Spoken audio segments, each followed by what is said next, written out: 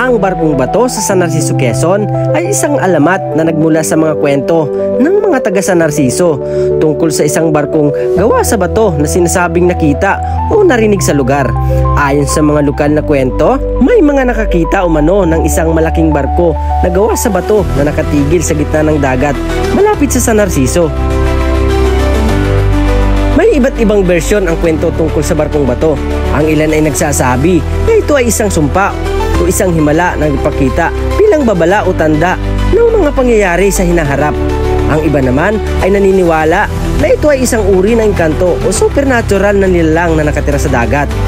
Ang mga kwento tungkol sa Barkong Bato ay patuloy na ikinikwento sa mga taga San Narciso bilang bahagi ng kanilang kultura at kasaysayan.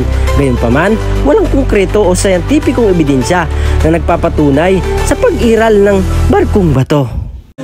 Mawalang galang na po sa taong nakaupo. Alam nyo bang pantakal na bigas namin ay di puno? Ang dingding ng bahay namin ay pinagtagpi-tagping yero. Sa gabi ay sobrang init na tumutunaw ng yelo na di kayang bilhin upang ilagay sa inumin. Pinakulong tubig sa lumang takuring uling-uling. Gamit lang panggatong na inanod lamang sa estero. Nagsisilbing kusina sa umagay aming banyo. Ang aking inay na may kayaman ng isang kaldero na gamit lang pag ang aking ama ay sumweldo. Pero kulang na kulang pa rin ulam na tuyot asin. Ang 50 pesos sa mag-apoy pagkakasya. Hindi ko alam kung talagang maraming harang o mataas lang ba ako doon? Nagbubulag-bulagan lamang po kayo. Kahit sa dami ng pera nyo, walang doktor na makapagpapalinaw ng mata nyo. Kaya huwag kang masyadong halata.